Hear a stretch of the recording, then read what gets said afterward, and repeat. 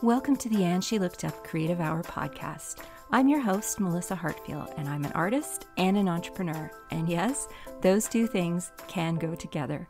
This podcast is for the artists, the creatives, and the makers who want to find a way to make a living doing what they love. Hello, everybody, and welcome to another episode of the And She Looked Up podcast. I'm your host, Melissa, and this week actually marks the last episode of season 2 of the podcast. So after today, we're going to be going on a little mini hiatus over the rest of the summer vacation, and we'll be back just after Labor Day with the first episode of season 3. So what does that mean? It means that during the summer, we'll be playing some replays of some older episodes that I think are really useful, and I hope you find them useful too. And then we'll be back early September with a brand new season, new guests, might do a little bit of tweaking and branding stuff in the background before we come back, but that is the plan. Did the same thing last year. It was just a really nice break. It's harder to get guests during the summer because everybody's on vacation, and it's just a nice chance to kind of have a little recharge. So that is the plan. So for episode 70 today, Heather Travis is back, and Hello. Hello. I thought this was a really nice way to end this season as well, because Heather was also the first guest of season 2, so it's a nice little bookend. I'm a bookend. There you go. Yeah, I love it. Sandwiching the season together. Yes. I'm the most flavorful bread ever. You're like a pumpernickel or something. Yes, with a few seeds to get stuck in your teeth. For sure. There you go. So today, Heather and I actually have it's kind of a fun topic, but it's also might put a little bit of fear into some of your hearts. We are going to be talking about Christmas and holiday season prep today, because for most of us, the summer is our quiet time. Not for everybody, but for most of us, the summer is our quiet time. And our crazy time is sort of October to early January. And that time of year requires a little bit of prep time, unless you want to be pulling your hair out every single day. So as much as it's downtime from a sales perspective during the summer, this is the time of year where we could really all do ourselves a big favor by thinking ahead to the coming holiday season. And that's what Heather and I are going to be talking about today. And funnily enough, before we started this episode, we were just having a little chat about what we were doing in terms of getting ready for the holidays. So that's our discussion for today. Oh, such a big discussion. It is. And so I'm sure that many of you out there have thought about this or have done some prep work or are thinking about what you're going to be doing. But if this is your first holiday season, or you've always felt very stressed out and pulling your hair out during the holiday season, hopefully this episode will give you some tips and some tricks and some ideas on how you can start prepping now in order to make things much easier in a couple of months' time. Yeah. And Yes. funny enough, I'm thinking particularly because of this year and all of this, like, we're already going to see huge supply issues for Christmas time, for kids' toys, try finding wood to build anything right now, try finding chicken wire. There's a lot of things that the global pandemic has affected. And so that, in terms of getting your ducks in a row, now is the best time, because there's going to be a lot of continuous supply chain disruption as we move forward. And so you need to think about that for your business. Yes. The other thing that is a little up in the air this year is in-person markets. So I know some markets are planning to go ahead this fall. I know others that have said, no, we're not doing it. And there are others still that are on the fence. So if you are, I know for a lot of people, in-person markets are a huge percentage of their sales over the holiday season. So I think this year, if that is part of your sales strategy, you're really going to have to be able to be flexible Mm-hmm. because I think that's all very much in the air. And I know even the people who are planning markets, they're only doing it if they know they can get a refund on the venue if they have to cancel. Yeah. And that's not always an easy thing to do. A lot of venues won't give refunds if you cancel after a certain date. So if you are doing in-person markets or hoping to do them, just be really patient with the people who are organizing the markets this year. They're under a lot of stress and a lot of financial... Oh, huge financial burden. Yeah. And it's just the uncertainty of not, so we may have to do virtual markets. I know for a lot of people, those don't do as well as the in-person markets, but something to keep in mind. So yes. And I think too, just on that, that's where you need to think through what are things that you can do for the holiday season that are 100% within your control. Yes. And then what are things that you would like to do and are planning on doing, but they're not in your control? And I think your salad needs to have a good mix of both. Yes, definitely. Yeah. I think one of the things you can control, and if you didn't do this last year, I think most people did do this last year, but if you didn't, you need to do it this year. If you're not selling online, you need to be selling online. And I think one of the things, I think a lot of people really enjoyed being able to do all their Christmas shopping online last year. And I think there's a lot of people who will be looking to do that again this year without having to deal with crowds and traffic and parking lots and all that stuff. I do think there's going to be a lot of people who are not going to be comfortable being in big crowds for a little while yet, even if they can be. So, they're still going to be looking to shop online and things like that. So, okay, so where should we start? So we have this. Go ahead. Yeah, go ahead. No, go ahead. Go ahead. Well, I was going to say we have this nice slower period. Yes. Through July and August. September is when things start to pick up, both from a work and family commitment place, but also from a sales place. People are back from their vacations. So we have this nice window here where maybe you're not selling a lot of product or services, but that doesn't have to stop you from sitting out on your deck with a nice icy cocktail and a notebook. Yes. And start making some plans for what you want to do. I'm going to use our favorite word, Melissa. Research. Yes. You need to research. Did you do holiday selling last year, the year before? What worked? What didn't? What, for instance, would you like to do this year? And just on our note on supply, are those products available? Will they be delivered to you in time in order for you to make the thing with the thing, or frame the thing, or glitter the thing? You need to think those through and really do your due diligence on making sure, if I want to have product in stock October 15th, when do I need to have it in my hands?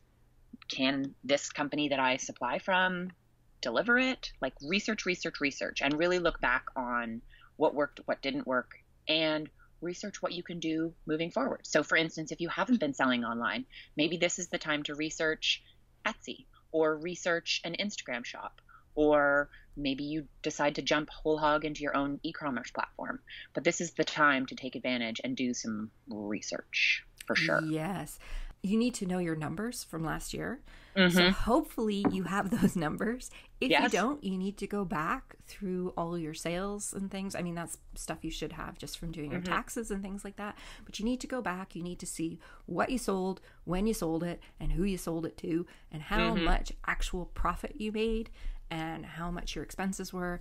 And you need to have those numbers and start looking at them, seeing where you could improve on both from a sales perspective, but also on your cost perspectives. Maybe if you sold enough of something, that will allow you to buy your materials at a higher bulk level with more savings, things like that. So you really want to research your numbers, and that will also help you decide what you're going to sell this season and what you might decide needs to be retired. Yes. Yeah. And perhaps costs have gone up on things too. That's another thing. Exactly. Costs probably have gone up, to be honest. I'm sure they have. And if they haven't, the person is probably debating it right now. Exactly. And if you're an artist or maker, do it. Yes. Do it. Raise your prices right now. Melissa and I were also just having that conversation offline. Yeah, you need to research those prices. You need to research what you did, who you sold to, who you think you can sell to this year. Do you need to reach a new market? Do you need to, are there going to be in-person markets? Are there going to be shows? Are there going to be, and this is our other favorite word, relationships. Are there people that you need to reach out to make things happen? And start forming those relationships now. Yes. Now. Like now. Today. When you finish Thursday listening to this podcast. Well, today's the Thursday we're recording, but Thursday's the perfect day to start, and I say that literally every day of the week. So yes. So you need to have all those, you need to have your numbers. And if you don't have numbers, that is going to be one of the things that you need to do when we talk about getting your systems in place. You need to have a system in place to track your numbers, because that's super important. Yeah. So if you are going to be selling essentially the same things that you sold last year, what you're going to want to be doing right now is, as Heather mentioned, checking your stocks. So you're going to want to be seeing what you have on hand, how much you think you're going to need based on a projection of what you think you're going to sell. And then you need to order that now. Yes. Like when we finish listening to this podcast. Yes. And honestly, I mean, I know I talk about the bike shop every once in a while. And for new listeners, my husband and I own and operate a retail bicycle store. And we orders that we placed summer of 2020 that we have an expected delivery date of fall 2024. Yikes. So try planning your business based on 4-year delays. So really, you need to think that through. And the bicycle industry, just like a lot of industries, there's paint shortage. I tried to buy paint the other day. I couldn't even get some of my paint colors. There's a paint shortage. Yeah. So supplies are really, even things that you're like, I bought this year after year, I've done the same thing for the past 10 years, it might not be there. So you really need to think that through and research it and figure out your pricing, because that's going to help you get all of your systems into place for, like the assembly line of when stuff goes out the door in the busy season. Yeah. So my background is also retail, and I spent 20 years in the retail drug world. And we basically had a month and a half off where we weren't thinking of Christmas. And that was essentially middle of January to the end of February. Right. We started purchasing for the holiday season in March. The bulk of your holiday purchasing would be done by the end of May. And that means that at the head office, the corporate office, all their promotional planning, their flyer work, prep work for the coming holiday season was done in March and April. So you knew when you were doing your purchasing in May what was going to be promoted, what was going to be on sale, when it was going to be on sale. Like, that's how pervasive the holiday season is in retail. And a lot of that is because a lot of the product comes from overseas on boats, and you are ordering in bulk shipments, and the same goes for your raw materials. Most of us, the vast majority of us, get our raw materials from overseas. Whether you might buy them here, you might order your paper from a particular wholesaler or something here, but odds are good the paper is still coming from overseas. So you're just purchasing it from a middle person. Yeah. Who is relying on it to come from overseas. So these are the things you need to think about in terms of what you're going to need materials wise, and you need to really get on ordering that right now. And we haven't even talked about new products or services that you might be offering. Yes. Okay. And that's like research too. Like, what's trending? What can you do that is on point? Right? Like, what are people looking at now? Have people's lives changed? Are we doing things differently? Are there things that you can contribute out of your product line that is on trend or could start a trend? Right? And that starts with research. You have to do some digging. Yes. And there's lots of tools out there to help you with that. If you're an Etsy seller like I am, then you know that Etsy sends out a trend report every quarter, telling you based on what's selling on the platform, and the things that they're seeing in terms of the categories that are doing well, the design styles that are doing well. They give you all that information, and it's really useful just to go through it. Even if you feel it doesn't apply to you, it's just good to know what is selling out there and what people are looking for, and see if there's a way that you can incorporate that in some way into what you're designing. Yeah. And if you're a service provider, I know for those of us who provide services, the holiday season can actually be very slow. So maybe now is the time where you start thinking about the types of things that you could potentially create that would take advantage of that slow period. I know that there are a lot of wedding photographers who will do holiday family photo shoots, and that's an opportunity there. It might have even been you, Heather, who was telling me this. Somebody was telling me this about a photographer who offers services on Christmas Eve, Christmas Day, and Boxing Day, because that's when families who don't get together very often get together. And so oh my gosh, that wasn't me, but that's genius. Isn't it? So she'll come to your house or whatever location you want and photograph you all together as a family, because it's one of the few times that families are all in one place. Yeah. And normally that's not something you would ever think would be available as a service, because who's going to work Christmas Day or whatever. But yeah, there's some very enterprising photographers out there who have come up with some sort of mini family packages that they'll do during that season. It's a great way to offer a service that, frankly, there are going to be photographers out there who would not be willing to do that because they want to spend the time with their family, which is 100% fair. Exactly. But if you, if that's something that you feel that you could do, there's a great opportunity just by thinking a little bit outside the box. So, however, if you are a wedding photographer and you need some downtime, take your downtime. Yes. That's important too. So I just want to mention that. Yes. And I think too, it's funny when we're thinking of the downtime that we have right now. If you don't have a Christmas product line, if holiday is not something that you want to focus on, use the downtime for something else. Maybe it's to plan your outreach. Maybe it's to clean up your digital profile. Maybe it's to refine your product listing. Maybe it's to go back over all your pricing. Like, there's still so much you can do in this downtime to take advantage of it that moves your business forward. And I think that's really, we're really focusing on obviously a Christmas product line and holidays, but the whole gist of it is, you can sit back and have a margarita, but think strategically about how you can move your business forward. And that's still really important to do. Yes. All the things we're talking about here, they're not active making or packing or shipping or doing an actual service. These are all things that you can do while you're sitting out in your backyard, on the patio, or excuse me, at the cabin or wherever it is. Sorry, in Ontario you call them cottages.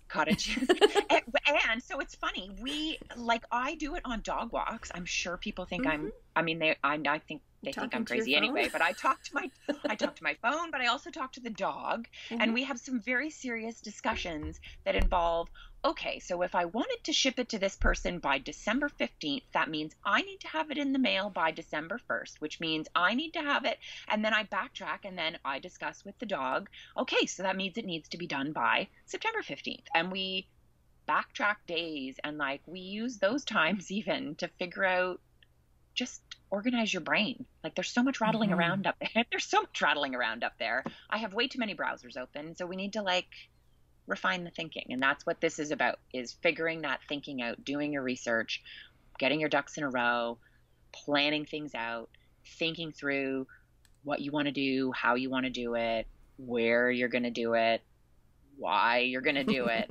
All the key questions that you should ask for your business, honestly, on the regular. Why am I doing this? Who am I doing this for? What's the purpose? All of those things. The things that the rest of the year you always sit there and say to yourself, God, I wish I just had a day to sit down and plan this out. Now you have a day. Okay. Yes. And this doesn't have to consume your summer vacation. It could just be, on Mondays, I'm going to have an office day where my office is out on the deck, but I'm going to sit down with my planner and my laptop or my, like, whatever your tools are to help you get organized. I'm going to sit down and I'm going to think things out. And that's just going to be every Monday during the summer vacation. I'm going to take this one day where I'm just going to have a CEO day, as a lot of people call them. And just chip away at little things. Like I work really well visually. And so I like to use massive pieces of paper with multi colors of markers. And I honestly do just a visual map of like, okay, here's where I want to be. What do I need to get there? So like, do I need to build social media promotions in there? Do I need graphics for social media? Okay, if I'm doing a graphic, do I need to take a photo? If I need to take a photo, do I need to have a product? If I need a product, when do I get that product? How do I make that product? And just sort of backtrack it. And then when it goes out the door, how am I shipping it? What package supplies do I need? And just sort of writing a big old list and then trying to break it into exactly a flow chart and then just trying to break it into chunks of saying like, okay, today I'm going to think through packaging and this is what I'm going to focus on. And once there's a check mark beside the box, yay, Heather, move on to something else. Yes. One of the first things you're going to want to do after you've done your research is you're going to want to sit down and start designing your new products. And this is where you're going to want to put a little bit of thought into things, because you want to think about how you're going to sell those products and how people are going to buy products. And this is actually what we were just talking about before we got on the phone, is how to put together collections and how to think about products that you can bundle together to encourage a bigger shopping basket. So shopping basket was a big metric when I worked retail. And the idea behind it, if you're not familiar with it, is you want people who come into your shop or onto your online store or wherever it is, purchase, even this works with services too. It's not just a physical product. You don't want them to buy just one thing, because that's expensive for you. Yes, you make a profit, but if they buy multiple things, all of a sudden your packaging costs go down, your shipping costs go down, your production cost goes down. And when I say cost, I'm also talking about your time, right? It's a lot quicker to package up multiple items in one box than it is to package 4 boxes of one item each. Correct. So you want to think about when you have a bigger shopping basket, you have a bigger margin and a bigger profit. So you want to think about the things that you're designing for the holiday season. How could they be sold together? How can you encourage people to buy more than one item? One of the things that worked really well for me is instead of just selling single greeting cards, which sell for like $7, $6.99, and I make a decent profit on them. But what makes me a lot more profit and is a better value for my customer is to buy a set of note cards. Which my note cards retail anywhere from $20 to $39, depending on the type of card and all that sort of stuff. Okay, so they are getting more cards at a lower retail price, but I am making a much bigger profit and I'm getting a bigger dollar value coming through my checkout. Do you want fries with that? Like, yes. I always try and add custom framing to all of my paintings.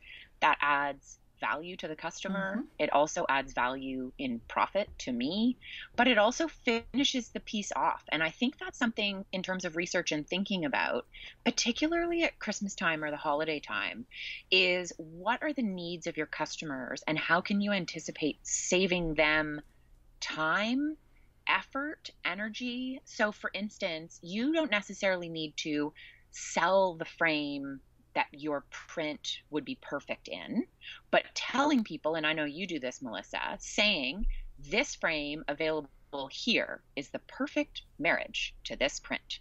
And so you're telling people, you've connected the dots and you said, you want to frame it? Here's the perfect frame. Or you could provide the frame. It's up to you how you want to work your business model and how you think your customers will, but think through, okay, if somebody's buying this as a gift, do they want 4 steps to that gift getting to the friend, or they just want to say, I bought the gift, check. Melissa's gift is done. Like, I just need to put a card on it and send it to her. And so think that through. How can you help your customers, particularly in the holiday season? And so maybe, for instance, a bundling, maybe, and I'm literally just thinking to this, and I'm like, mental note, Heather, I'm going to do this. Would you like a custom holiday card with your order? So somebody's buying something from you. Do you make a little card that goes with it for an extra fee? Do you have cards from a supplier that you've purchased that you sell for an extra fee? Do you gift wrap it for an extra fee? Do you, like, what fries can you add to the item, or can you add multiple items together, just like your gift cards, to make value for people? Yeah. So for me, I went from doing single greeting cards, which I still sell, to selling note card sets. Same with things like stickers. Instead of selling one die cut sticker, package together 4 or 5 of them as a set and send them out the door. If you sell candles, maybe you make a small sampler set of like mini candles, but they go together as a set, and so people get an assortment. So they get more things to try. You get to package more things in the box, and you get to put a higher price point on it. Yes. So I'm trying to think of other ways that you could do that. There's literally so many ways. There's so many ways. And I think it depends on the products that you're selling, the services, like all of the things. But think about, and that's the conversation Melissa and I were having offline, is thinking through things as a bundle, but also recognizing that they could sell in isolation. Yes. And so you want things, and this was the debate Melissa and I were having, was do these, and I'm not giving any away my secrets, but do these 4 paintings as an example work as individual standalone paintings, or do they only work as part of a collection? In which case, the person who can only afford to buy one now only has a quarter of the collection, and it's obvious that's not fair. You don't want your customers to feel that way. And so think that through. Do things stand alone? Can you bundle them? What does the bundle look like? Anyway, lots to think about. So that's another way to look at it, is consider, can you make, this is particularly if you make art prints or anything like that.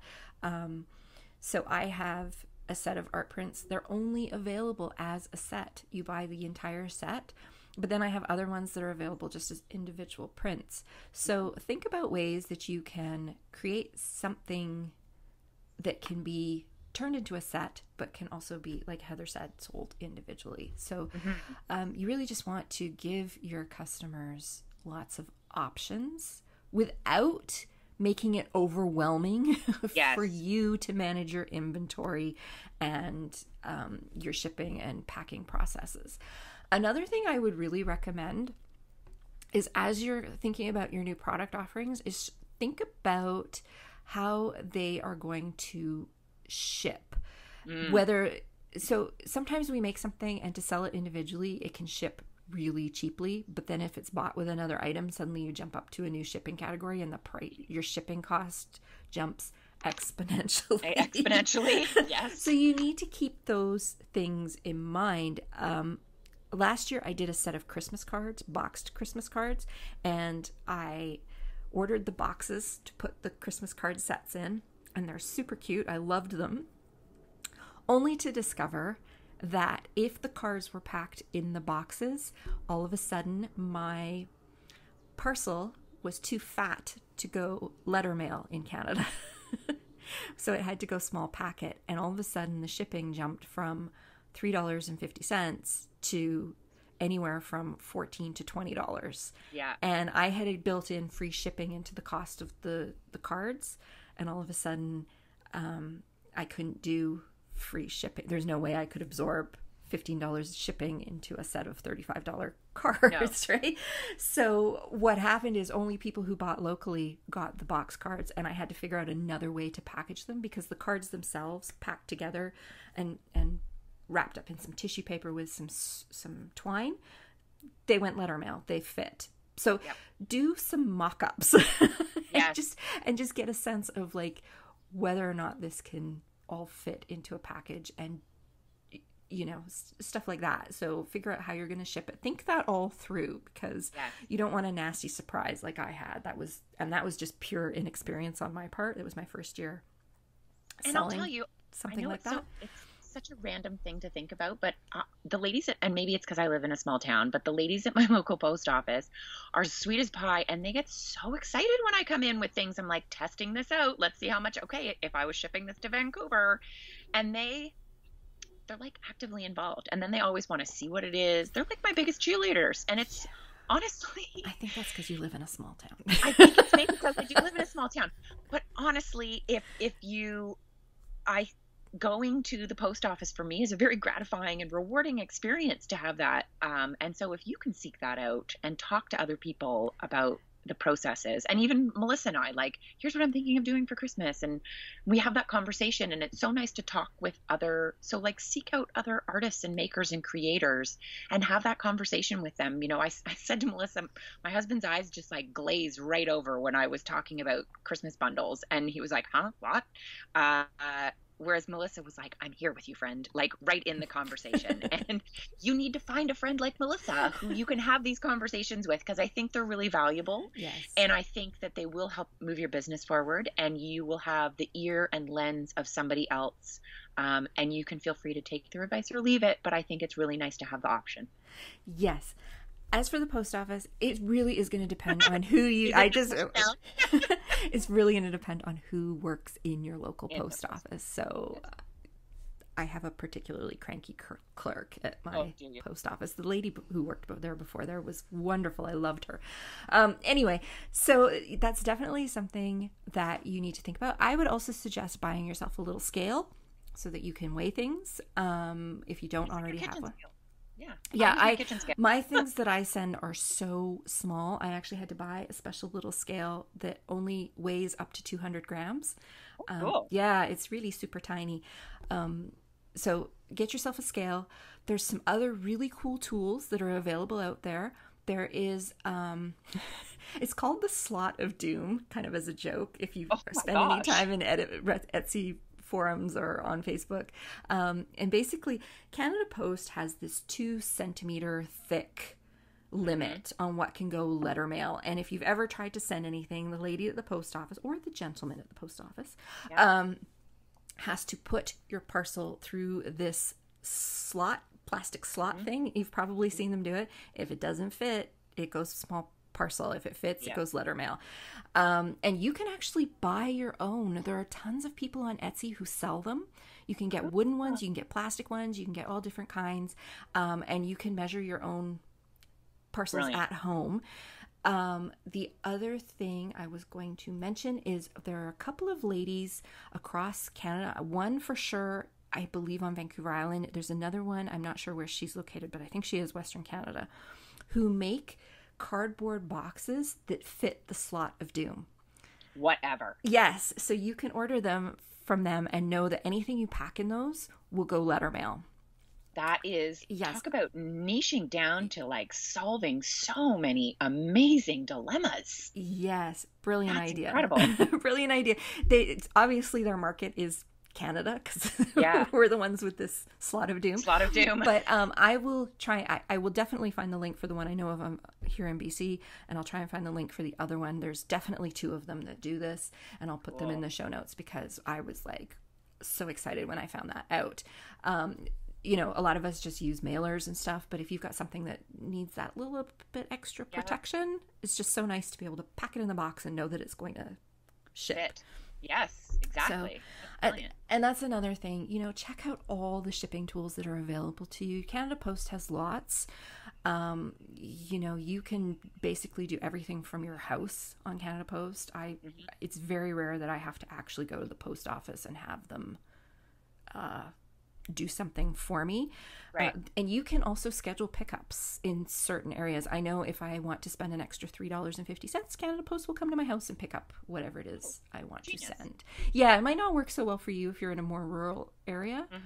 But there's other shipping services as well, like Chit Chats and Net Parcel, and there's several more that offer much lower shipping prices, particularly if you're sending to the US or within Canada. And they're only available in more urban areas, although they are expanding. And I know Chit Chats will allow you to courier your parcels to them. If you're in a more rural area, you need to do the math on that though. Like you Yeah. need to work out if the paying for the courier, if you do enough orders to make it worth paying for a courier to Right. ship. So you need to do the math on those, but there are a lot of shipping options out there. And I know shipping is probably the biggest headache for most of us small For sure. product businesses here in Canada. It is very cost prohibitive, particularly with Canada Post. And shipping rates are, I believe, going up in September. So that's something to keep in mind. Yes, shipping rates will for sure be going up, and just like gas right now in Ontario is really expensive. Oh, honey. And one of the things about that gas in Ontario. I know. You want expensive gas? Come to Vancouver. I know. Every time I travel west, I'm like, what are they doing out here? Anyway, but one of the things, particularly because my paintings are so large scale and shipping them is like crazy expensive, let alone the packaging and protection to ensure that these paintings arrive safely. I offer local-ish delivery, or I will meet people halfway, like if it's within an hour and a half, say, drive of me, for a delivery fee, and I factor in, like mileage costs and what gas is costing me and things like that. And I always make sure my costs are being covered at a minimum. But I'll tell you, the opportunity to have the in-person interaction and thank somebody in person, I find very, very valuable. So if there's an opportunity, and I know it depends on the business that you offer. But a girlfriend of mine does customized floral, and she has specified delivery dates for certain regions. So if you place an order by, Tuesdays at 2, your floral delivery for your region happens on Thursdays, and she comes around every Thursday, and that's when the orders get delivered. And so you could set up regional delivery dates and things to get around shipping that allow you the personal in contact, or even just porch drop. Like I've found the connection of porch drop and just standing, in the driveway and like, hi, nice to meet you. Thank you so much. Goes a really long way in really like establishing really lovely customer relationships. Yeah, porch drops have been huge in my community this year. Yeah. Like so many businesses have done them. So many small businesses. There's a guy who makes these incredible apple turnovers. He does home deliveries every weekend if you order by a certain date. So the guy who makes my apple apple fritters. I'm an apple fritter freak. Guy who makes my apple fritters, he delivers them to my door on Saturdays. It's so wonderful. Cool. But same thing. I have had I ordered some stuff from a little online shop. She has a YouTube channel I follow, and I ordered from her, and it was $15 shipping fee. Anyway, turns out she lives 3 blocks away from me. Amazing. And once she saw my address, she messaged me and said, I'll just drop this off in your mailbox. Like, I'll refund the shipping and drop it off for you. And she did. I have dropped things off for customers. I have had customers come pick things up. I just leave them in a box outside the door. I'm home all day, so because I work from home, so I'm not too worried about somebody just walking off with it. Yep. I can keep an eye out. But yeah, and it's been so nice. I've got to meet so many people, even if it's from a distance, Yeah. And for somebody who's a little shy and introverted, for me, that's perfect for me. I agree with you. And honestly, I have to say the people who I have had the opportunity to connect with in real life is even just as simple as meeting them. I said to my husband once, he's like, where are you headed to? I'm like, I'm meeting a man in a parking lot. And he's like, excellent. Stay safe, wife. Like, what? Anyway, but those people and that thank you in a parking lot and pulling a big painting out of my trunk and putting it in their trunk. I'll tell you, I could have charged them a fortune for shipping. I got way more value out of that in-person interaction. I know we're veering from the trail, but if there's a way that you can build in local deliveries or anything that, if all of the markets are canceled, maybe this is the way you get to just throw a little of your sparkle and sunshine out there. Absolutely. Particularly, let's be really honest here. People aren't great at planning in advance. No. And sometimes they buy their gifts at the last minute. Yeah. And if you're able to run them out to somebody who's nearby to you, that goes a really long way. A really long way. A very loyal, long-time customer. So, that's something to consider. And that's the other thing, funny enough, just in terms of planning, if you get all your ducks in a row and get your shit together now, what this allows you is that when opportunities come your way, because other businesses who haven't planned and haven't thought stuff through, like Yes. if there was a local card store that came to you November 1st, Melissa, and said, hey, 2 weeks from now, do you think you'd be able to come into our store and have an in-person event and sell a bunch of your cards? If you were still trying to get all your Christmas stuff together, you'd be like, no, I don't have time. I can't do this. But if you have all your ducks in a row, you can be like, yes, I can take advantage of this opportunity and sell more and do more because I've already done the rest. Yep, Like, absolutely. Absolutely. So let's get into talking about systems and the things that you need to have in place, because there's a long list of things you need to think about now. yes. Heather's already talked about one of them, which is reviewing your supplies and your stock and placing your orders for all the raw materials you need to make what you need to make, or to and that includes shipping materials. Yes. Like all the things. Okay, and if you leave it to the last minute, that's not to say that you won't be able to get those things. You're playing a little Russian roulette, but but if what you need is available, you're going to be paying a premium for fast shipping, which is going to add to your cost. So it's just better to order them now and get the cheapest possible rate. You can pay for the longer, or you can choose the longer shipping option, which is cheaper. And so the further in advance you can plan, the better. Shipping materials never go out of style.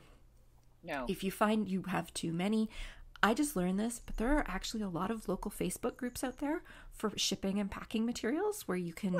Yes! So there is one near me that is for people who want to get rid of bubble wrap and people who want to get bubble wrap. Oh my God. I immediately, like, that's the first thing I'm going to do when we stop talking is I'm going to find my local. Oh my gosh. So yes, if you find that you overbought, there are ways that you can get rid of it. There are people you can sell it to who are looking to pick up some cheap shipping materials without having to pay the shipping fees. So don't worry if you have too much. You don't have to be stuck with it. That's what I'm trying to say here. No, and honestly, I mean, particularly like for me, is if I don't use all the paint, I put the lid on and I can use it later. If I don't use all my canvases, I can use them later. If I, just like you, if you don't print on all the paper, you can make more greeting cards with that paper. And so the supplies, I don't think they go to waste. And I would rather have a room full of supplies that I could use whenever the mood strikes me versus track package, where are my supplies, Panic at the Disco. I would much rather live in a room full of boxes, knowing that is going to be empty because I could sell it versus, not being able to sell things. Yeah, totally. I just found a package of cards and envelopes that are not a size I like to use in my, I was doing exactly what we're talking about now. I was going through my materials cupboard and seeing what I need and what I don't need and what I have that I don't need. And I found this package of cards and envelopes that I don't normally sell. And I was like, I don't know what I'm going to do with these. And I actually was thinking, you know what? I could print cards on all of them and sell them as seconds, because it's not, like, I won't make very much money on them, but I'm going to get rid of this product that I have sitting here, and people will get a deal. And that's the thing, honestly, in terms of if you're thinking to yourself, like, what could I do go through all of your supplies. And if you have 5 of something and 6 of another, and you need to, maybe getting rid of things will inspire you to create something new, make something new. What can I do with this? What can I do with this? Okay, I've got, go MacGyver something, right? You've got a piece of twine, a piece of paper, and a marker. Go. What can you make, and how can you make money from it? And I think, particularly if you listen back to the episode that we did on making $100, like what can I do today to make $100? These are projects that could make you $100 here and $100 there. Definitely. So, and going through your materials is something you should do quarterly. Just see what you have on hand, see what you need. That's one of the best things I have done this year is put in place an inventory system. And I have like, I got this, I can't remember where I got the spreadsheet, but I have a very cool spreadsheet that has like a formula. I did not set the formula up because that's beyond me. I'm not. Yeah. But it has a formula. So if I hit a certain threshold, it tells me I need to reorder. And this is particularly important for me with printer inks. I go through a lot of printer ink and I'm constantly forgetting to restock. So having this spreadsheet that tells me like, hey, you need to restock your magenta or whatever. Like, just like Shaq, right? Magenta. Yeah. But that's so important because honestly, could you imagine having all your ducks in a row and then you go to print an order and you can't print it? Like you are standing in your own way. And I do that. I treat my paint similar to my gas tank, is that if it hits below a half, I have to refill, or at least put it on my hit list that if I'm like out and about, this paint needs to get refilled. This one needs to get refilled. Set your threshold for whatever you are comfortable with. And if it's correct, if it's, I'm down to 50% or I'm down to yes, absolutely. And normally, funny enough, that 50% sounded a little crazy, but I'll tell you, this pandemic and not being able to go in and get art supplies, particularly colors that I wanted to be particular about choosing, I was really glad because I got literally down to like licking the bottom of the paint can to see if there was stuff down there. And you don't want to get to that place. Yeah. You don't want to get to that place. And check out your local stores where you do buy your supplies from. So not so much like Michael's and stuff, and honestly, you don't want to be buying the bulk of your raw materials from Michael's. That's just way too expensive. You need to do some research. But one of the local art store chains here, Opus, they do a case lot sale of Strathmore cards this time of year, every year. And so if you're an artist or anything and you are doing cards for the holiday season, you can buy cases of the different Strathmore cards at basically cost. Right? Genius. So check out your local art store, see if they have anything like that, because this right now is the time they're going to be running those deals. Yeah. And if you miss them, they're done. They don't do them the rest of the year. And it's such a great opportunity it's very rare that we can get things like that at cost. Yes, and that does not mean you pass the discounts on to your No, customers. That means that your profits get bigger.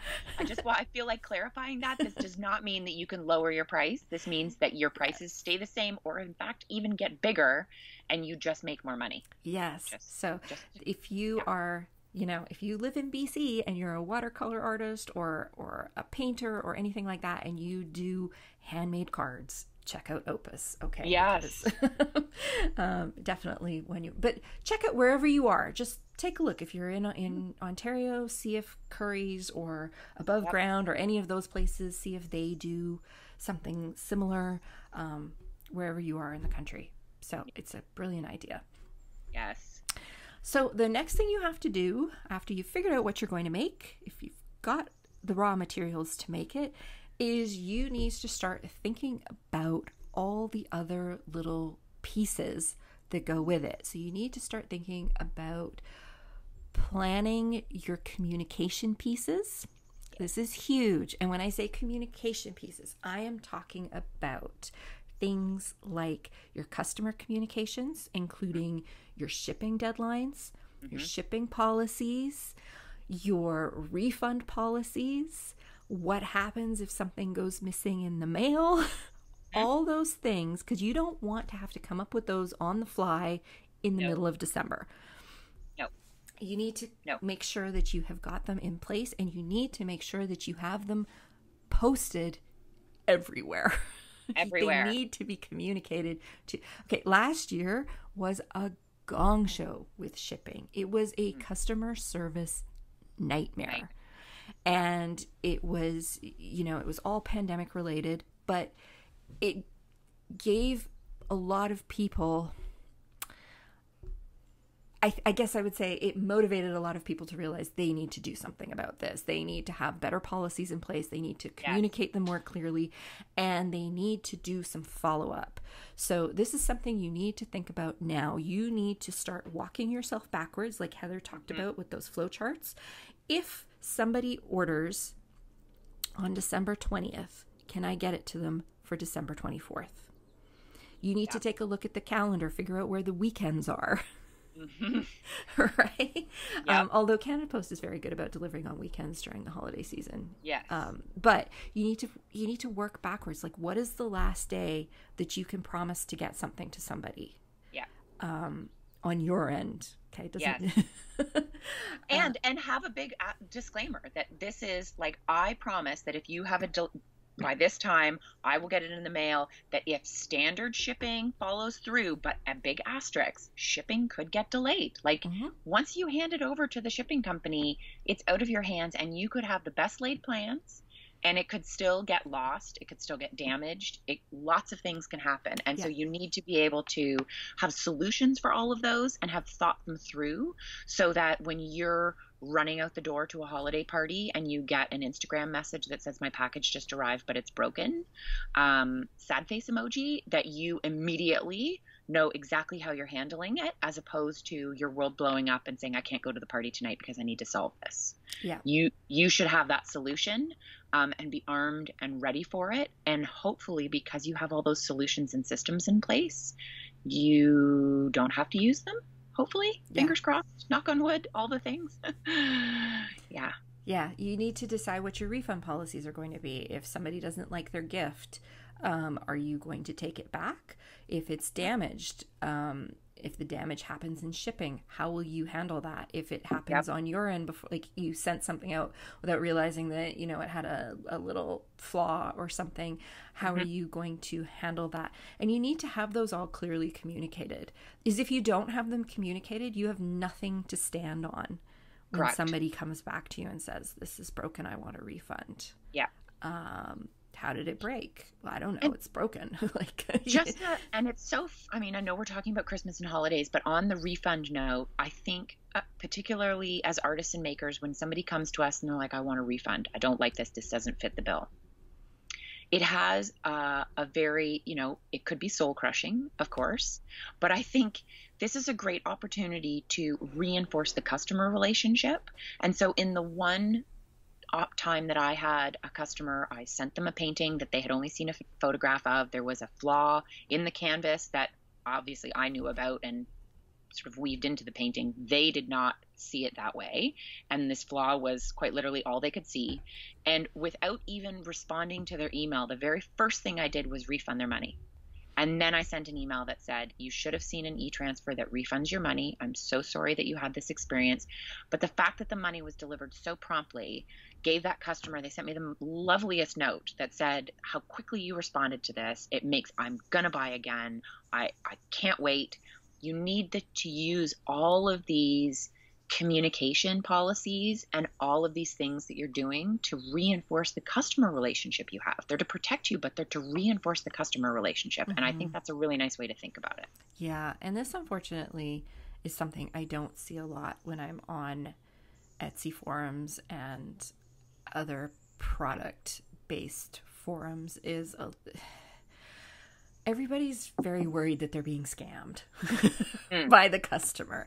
And the truth is, I spent a long time in retail. You spent a long time in retail. Yes, there are people out there who are going to try and scam you, but they're not the majority. No. They are the very, very small, very, very vocal minority. Most people are too stupid to scam you. I say that bluntly from working in retail.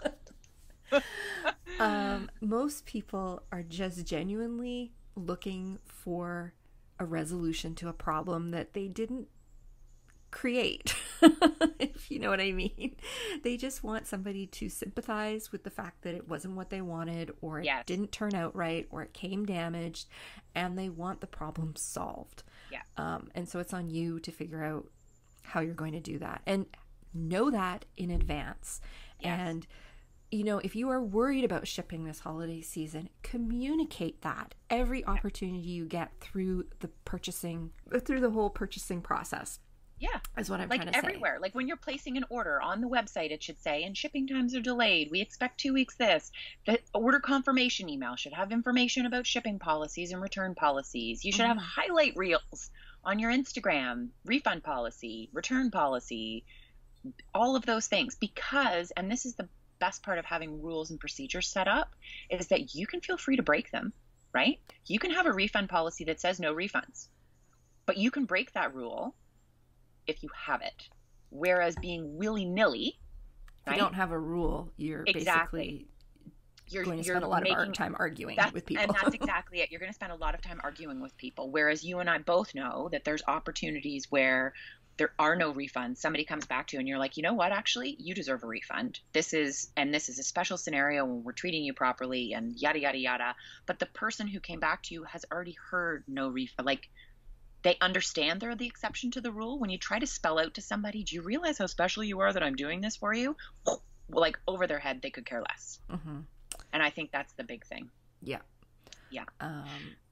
And that goes into planning your social media. Like you need to think through in terms of our systems, and our next sort of checklist thing is when you decide on all those shipping deadlines and policies and all those communications, that factors into the planning of your social media, not only for launch and promotion and hero shots and funky reels and all the things, but that's also creating highlight reels for shipping policies, return policies, how to order, all the FAQs. Like, use your social media to your advantage and to use it as a communication tool for everything, not just launch and price and where to buy, all of the things. Yes, definitely. I think also, speaking of planning social media calendars, another thing you want to do is have all your promotions planned out before, I would say even before we get into September. And I'm going to give a plug here for a little free boot camp, online boot camp that I took last summer called Rock Your Holiday Promotions by Jacqueline and Mina at the Product Boss podcast. They ran this twice last summer. It's a free 1-week virtual program, work at your own pace. And basically the idea is at the end of the week, you will have your entire holiday promotional calendar created. Not only created, but you'll have all of the graphics for it done. You'll have them all scheduled in your social media. And the way they lay it out was really well done. Basically, it takes an hour of your time every day for a week. And I did it last year. It was brilliant. I had all my social media graphics done. I had my promotions planned out. They give you, I think you had to pay for it, and I think I bought it, but they had like a social media calendar with different dates and prompts and things, so you could plan your social media out for the whole 2 or 3 months prior to the end of the year. Brilliant. And it was so worth it. If I will take a look on their website and see if they're offering that this summer. And if they are, I'll put a link to it in the show notes. If not, I really suggest you give them a follow on Instagram. I think is where they're most active. And if they are going to run that program, they'll advertise it on their Instagram for sure. So, but it was brilliant. I had everything done by September, and it allowed me to do something that I didn't think I would be able to do. And that was to be able to offer a pre-order for my boxed Christmas cards. Brilliant. I ran the pre-order. I had everything ready to go at the end of August. I ran it for the month of September. And that pre-order was responsible for the majority of my sales last year. That's when I bought my Christmas cards. Yes, and many, many other people did too. And the brilliant part of doing a pre-order. So this is for boxed Christmas cards, which is something that your customer also has a deadline for, right? Yes. They need to get the cards. They don't need the cards in December. They need them by the end of October, because they are going to be writing and sending out their cards in November, particularly if they're doing overseas, international, all that stuff, right? So I had to be on top of it. And by doing that, I was able to promote it properly. I had the designs done. I had all the social media done. I had my newsletter done. Everything was ready to go. And I was able to sell a crap ton of Christmas cards in the month of September. which is awesome. It was awesome. And I would never, if I hadn't done that program and got my crap together back in July and August, I never would have done that. And I would have lost out on a lot of money. Well, and honestly, the fact that like immediately in my head, I'm like, okay, well, when's Melissa going to do her Christmas cards this year? Because I need to place my order. And like the fact that I got them so early, because I'm notorious for literally, I'm like November 1st and Heather's got all her Christmas shopping done. Check, check, check, and check. That's me. That's the advanced planner that I am. And I loved having them early and having like there were lists on top of them. To me, that it played right into it. And last year was I don't know if I'd be able to replicate this year because last year nobody was going anywhere, so they were sending a lot of cards. Yes. I don't know if that'll happen this year, but I am absolutely going to do another pre-order. Sure. And so the pre-order was one of my holiday promotions, and my other holiday promotion was a Black Friday, Cyber Monday sale. That was all I did, and that was enough. And that's one of the things in the program is they basically tell you, like, just pick one or two. You don't need to do a promotion every week. You don't need to do one every day. No. You know, we've talked about... And you don't need to do it for all people, too, right? Yes. You could do it just for your newsletter subscribers. Or existing customers. Or, exactly. Yes. So... think those things through now and start planning them. Get yourself a big wall calendar. Put all the dates in it. And plan all of that out because it can make a huge difference to your revenue. So that was another thing I had on the list, talking about Black Friday, Cyber Monday. If you're only selling online, it's kind of a given that you're probably going to have to do something for that promotion. There are a lot of people who only do their shopping that weekend. So, you know, you got to weigh the pros and cons. It is the only sale that I do all year. And I do two versions of it. I do one for my newsletter list that is the best deal. And then I do a good deal for everybody else. Yeah. So if you're on my list, you get the best deal. If you're not, you get the good deal. Yeah. That's the price for membership. I sort of see that the fact that I have your precious email address, to me, that's worth the discounts and promotions that I offer you versus people who just sort of passively follow on Instagram or Facebook or other platforms. Definitely. Those people should be rewarded some way. Correct. Yes. And you need to communicate to them that you're rewarding them. That's when, I mean, you do it, I do it. You say, these are the benefits of being a newsletter subscriber. And that's part of ongoing regular communications to your customers and potential customers around all the services, all the values, all the policies, all the procedures, all the things. All the things. Yes. So, the last couple things we have to talk about, I'm going to leave systems to be the very last one because I think you have to have all these other things sort of thought out before you can put systems in place. But one of the big ones you're going to have to think about is deciding if you're going to need help. Yes.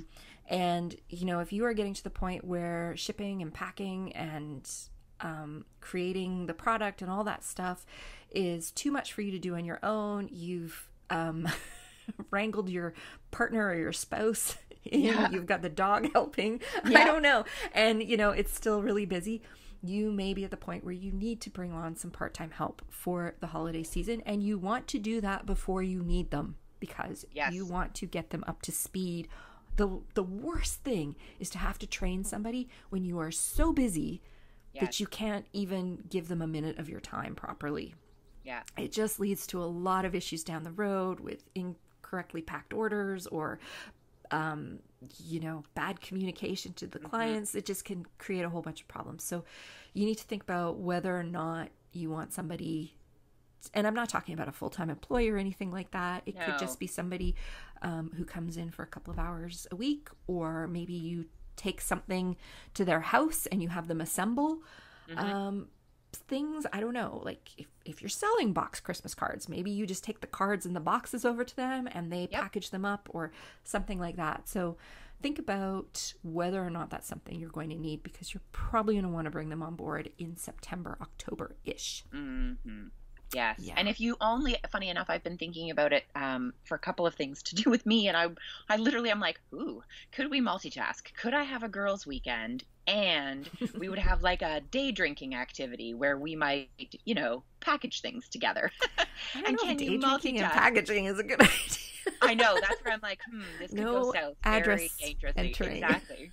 Exactly. Anyway, but But that's where yes, can you recruit friends and family and like thinking that through, even if you can't afford to pay somebody, thinking through, okay, could a friend come over 2 nights a week and in order I'll feed you dinner and you can help me and we'll package them and we'll things watch Netflix while we're doing it or something like exactly. that. Yeah. Exactly. And so Yeah. think that through and I'll tell you, even if you don't think you need the help, telling your friends what you're doing in advance of your Christmas promotions, one of them might volunteer to help you. And that's the person who you're like, okay, I will call you because that's always appreciated. And I think just putting it out there that you're doing this is a really good thing as well. Just telling your friends, because those are probably people who will help spread the word for you.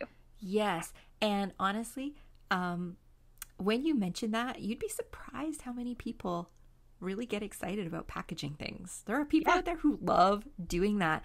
And frankly, if you've got friends who are volunteering to help you with that, they are probably the people that you would want to hire as a part-time employee anyway, because they're excited about it and the fact they're volunteering to do it for no money. So if you actually paid them, holy moly. Exactly. So that's a really good way to potentially find somebody who can help you out with whenever you're busy. There are a lot of moms out there who are just looking for something to do to get out of the house and be with other adults for a few hours. They don't necessarily want to work a full-time job or even a rigid part-time job, but to be able to go and do a few hours here and there when they're needed. They'd be really excited about that. So, or if you've just got friends who've been laid off from work or looking for something to do, it's always surprising who's interested in helping. So I agree completely. And it's funny enough, it's always the people I'm like, it's half the people you expected, and the other half you're like, wow, I did not expect this at all, and it's such a pleasant surprise. I know. Yeah, so that's something you really want to think about now and decide if you're going to need to bring somebody on. The other thing you want to take a look at is what platforms are you going to be selling on? Let's say you have an Etsy shop right now. Are you also going to consider selling, if you've got like a local online market that you can be part of? I've noticed this happening a lot since the pandemic started, and I hope it's something that continues. But a lot of communities throughout Canada are launching local artisan websites where you can buy crafts and art and things from local makers directly. And it looks like a lot of them are being funded. The government right now is sending out a lot of grant money and things for these kind of local neighborhood community initiatives. And I have seen quite a few of these popping up. So that might be something to look for if you are thinking about where you're going to sell. We talked about markets, virtual, online. Will they happen? Won't they happen? We don't know. So you need to start planning for that. Do you want to get your own website up? You don't want to be launching your own website in November. You want to be launching it at the end of August. Okay? You want all the kinks worked out before, prime selling season. Yes. So. And I think too, just in terms of like platforms and all the social media platforms as well, don't spread yourself too thin, because if you have messages coming in every which way asking you about all the different products, and it might be really hard to manage. And so, I mean, it's a good problem to have. At the same time, that's where mistakes happen. That's where customers get forgotten or orders get dropped or things get confused because you're trying to balance all the things. Yes. And so it's much better. And I do it. You limit your scope, but when you're there, I'm 100% there. Yes. And that I feel I get better results when I'm 100% versus trying to be 60 or 70 in multiple places.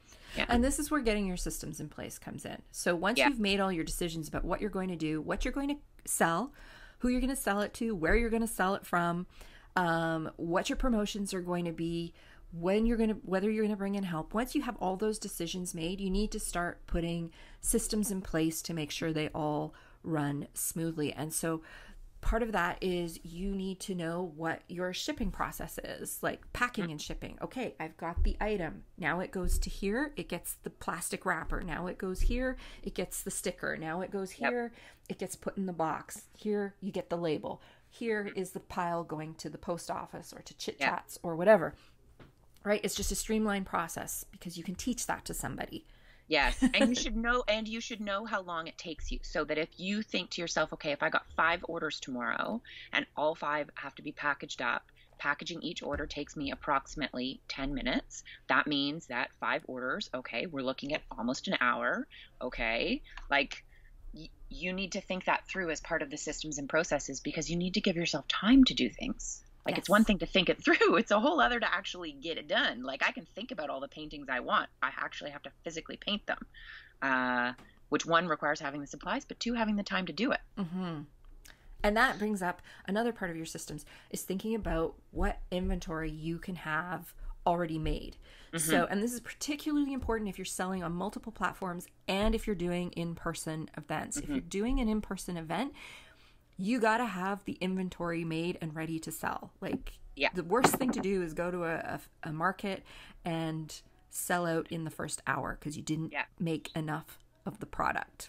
Mm-hmm. And then you're just standing there in a booth, like, hi. And everybody comes by and you're like, I'm sold out. You know, you feel like an idiot. So you need to think about what can be made in advance and when it can be made. Also, you want to think about what traditionally are your best sellers. You want to make sure that you have a good amount of stock ready to grab and pack for those things.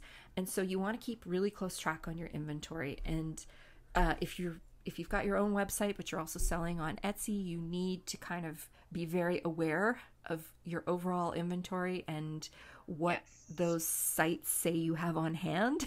Mm-hmm. You know, if you're somebody who makes things custom, and as the orders come in, you need to, as Heather said, carve out the time of when you're going to actually make those custom orders. You need to know how many orders you can take before you have to say, I'm closed for custom orders right now.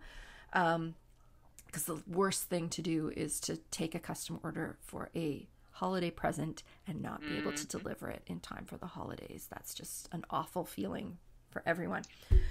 So on that, you have to tell your customers to anticipate that. If you want things for the holidays, here's when you need to get to me. And that's part of that communication, right? And start now. If you do custom work, you need to start telling your customers today. Like, again, when you finish listening to the podcast, you need to get into your email and you need to say, I am doing a limited number of custom orders for the holidays. Mm-hmm. If you want to get a custom order done by me, you need to have booked it by August 31st or September 30th or whatever your date is, and say I have 10 slots available. When they are full, they're full. And that's it. Exactly. You don't want somebody coming to you in November and saying, you know what, I'm really sorry, but I'm not taking on any more custom orders right now. Yeah. I mean, it does create a scarcity model, which can be good. Yes. But a lot of us have a hard time. You know, we hate having to say no to people, and it just puts you in that awkward spot of having to say, I'm really sorry, I can't do it. Or worse, thinking to yourself, can I squeeze one more order in? And you say yes, and then it screws everything up because you're over your limit. Yes. So. Yes. And I mean, we talk about it all the time, and I talk about it with my clients quite a bit. And this is having policies, procedures, deadlines. All of that is part of setting boundaries, right? And you can, those boundaries are yours to set. First off, you're the business owner, you're the decision maker. Those boundaries are yours to set. Take ownership of them. But in taking ownership of them, you can also move those boundaries. You can be flexible with them. You can break the rules. So you might have a deadline. And I did it last year, funny enough. I had a deadline for when people could request commissions. I happened to finish them all early, which was shocking. As a procrastinator, I finished them all early, and I was shocked by that. And then somebody else came in late and said, I know I've missed the deadline. I'm just checking in to see. And that person was rewarded with the checking in because I was able to fulfill a custom order. I was able to break my boundary because one, I knew it was there, and I was in control of it. And I think that's I think particularly for a lot of small business owners, and even in the times that we're having right now, you need to recognize that you are in control of your business. Your customers are not in control of your business. Yeah. And you can make them feel like they're in control. You can make them feel, if they understand the boundaries. It's just like children, right? Mm-hmm. Like if they know how to play in the sandbox, they're going to play in the sandbox and feel all happy about it. You just need to give them like the tools to do it. So anyway, Yes. yeah. And the last one I'll mention for systems is social media. It is really important that you know that there are many, many, many tools out there that let you schedule your social media in advance. That doesn't mean you don't interact during the day, but sometimes it is just a relief when you're in the thick of it. Selling and packing and all that stuff to know that you don't have to sit down and come up with something witty for Instagram. If you have a Facebook page, you can sync that with your Instagram. You can use Facebook Business Manager, and you can do all your Facebook and Instagram scheduling right in Facebook on your desktop. It's a super handy tool. But there are loads of other tools out there with scheduling capabilities. Pinterest has its own scheduling capability.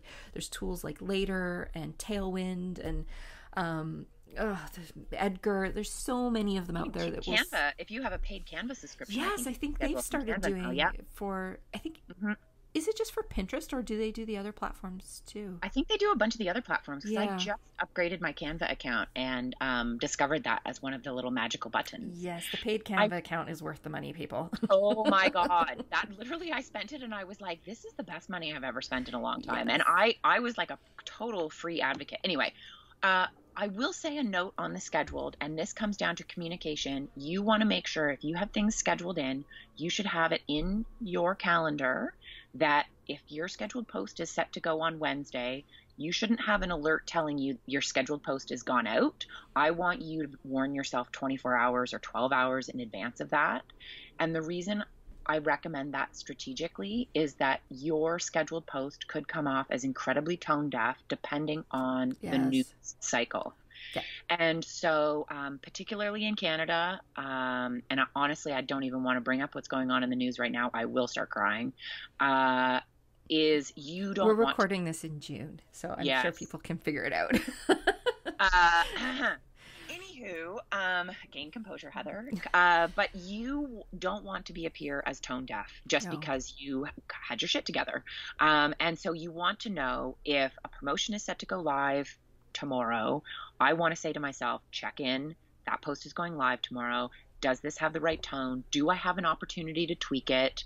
Anything, you can make changes to it. And I think, again, that's part of ownership and the power that you have, and not letting that power go just by saying I've scheduled it. There's a check in the box. There's only half a check in the box when things are scheduled. The other half comes by verifying the day before. Does this work? Is the link right? Is my wording perfect? It might have been witty when you wrote it in August. It might not be witty anymore, right? You can update things. You can change things to be more strategic. You could include new hashtags. It's not just about being tone deaf. And I think the scheduling is so brilliant, but you need to also schedule in review time for those. Yeah. In my other business, we used a tool called Meet Edgar, and it's excruciatingly expensive. I think it's about $800 a year. It's a lot of money, but for us, it was worth it. We were able to schedule to pretty much every platform we used, but you could also create these categories of content that only put content out during. So like I had a category for New Year's, a category for Christmas, a category for Halloween. And so anyways, long story, but the best feature they had was a pause feature. So if anything happened in the news, I would just open up Edgar, hit pause, and it would pause all my social media until I had the time to figure out what we were going to do next. And it just was like, so I didn't lose anything that was scheduled. Yes. I just paused it. And sometimes that's not always, some of the other tools don't let you do that, but it was worth it because we use that a lot. Particularly for platforms like Twitter, which are so current events focused. You don't want to have all these something happens and there's all these tweets in the feed for whatever the news item is. And then you're like, hey, I just made this really great smoothie. Exactly. And everybody else is like genocide, war, death. And you're just, it sounds like you didn't even, like, it just makes you look really not good. Yeah. So, yes. Yeah. So use the tools where you can. Yep. Be mindful of them. They are tools. Yes. That's exactly what they are. So yeah, I think that covers our list. Yep. I think we've covered our list. The important thing to remember is that the goal here is you want to do all this work up front so that when November and December come around, you can focus almost 100% on selling, packing, and shipping without having to worry about all the other stuff, because you've taken care of it and you have you have all these contingency plans to deal with situations as they come up. So whether it's your pre-written emails, your communication pieces, your store policies, your social media, all that stuff, it's taken care of. You can just focus on selling as much as you can and getting it out the door on time.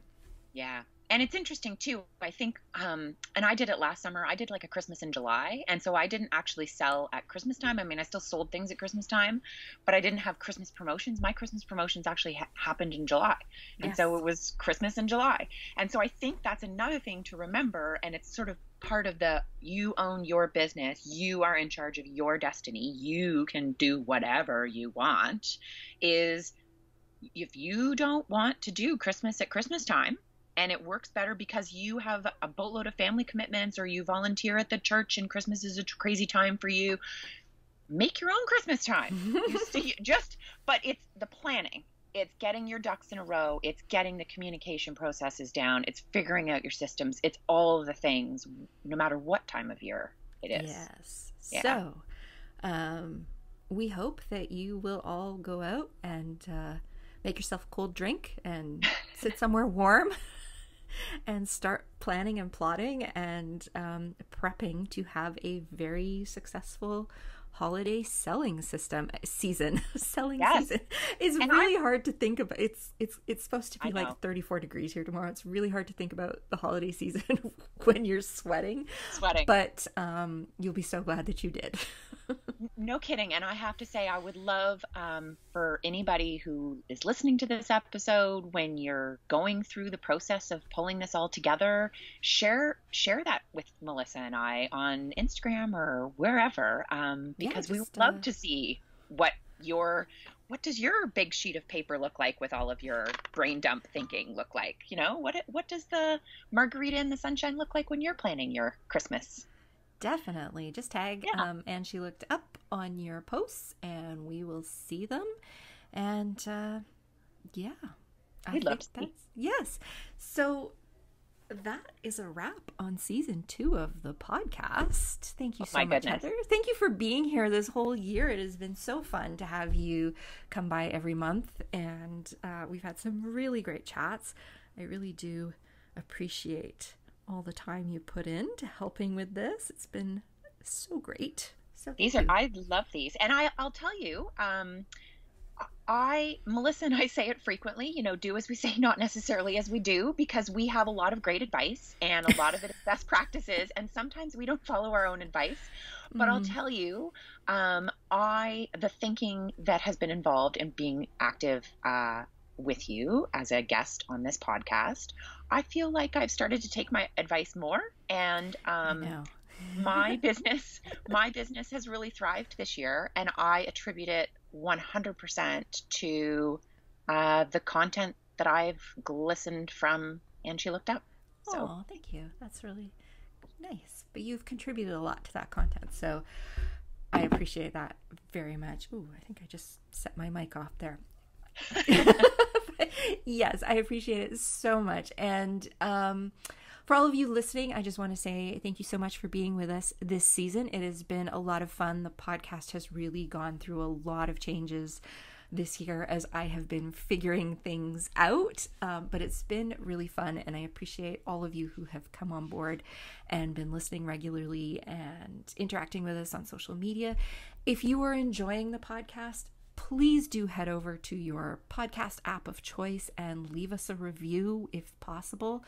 Not all podcast apps allow you to do that, but for sure Apple Podcast does. We have also recently started a Facebook page for the podcast because Facebook is soon going to allow you to listen to podcasts within Facebook.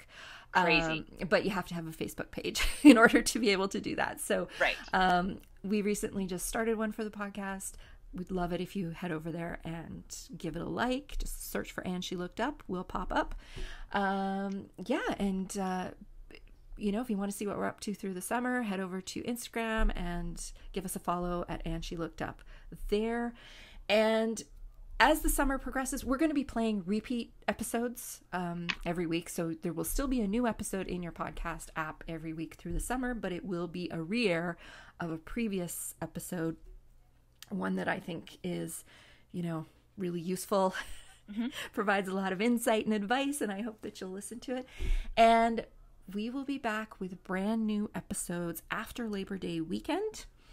And I think, we haven't confirmed it yet, but I think Heather will be the first guest of season 3 as well. Yeah. So we have no idea what we're going to talk about then, but it'll be something good. We always figure something out. It's a long ways away. I got to go do my holiday business planning first. Yes. Oh my gosh. We have so many ducks to get in a row, and then we will have a lovely chit chat. Yes. Yeah. All right, everyone. Thank you so much for joining us. Thanks for wrapping up season 2 with us. And we will be here next week, but we'll see you for real in September with season 3. Thanks, everyone. Bye, everyone. Thank you so much for joining us for the And She Looked Up Creative Hour. If you're looking for links or resources mentioned in this episode, you can find detailed show notes on our website at andshелookedup.com. While you're there, be sure to sign up for our newsletter for more business tips, profiles of inspiring Canadian creative women, and so much more. If you enjoyed this episode, please be sure to subscribe to the show via your podcast app of choice so you never miss an episode. We always love to hear from you, so we'd love it if you'd leave us a review through iTunes or Apple Podcasts. Drop us a note via our website at andshелookedup.com or come say hi on Instagram at andshелookedup. Thanks for listening, and we'll see you next week.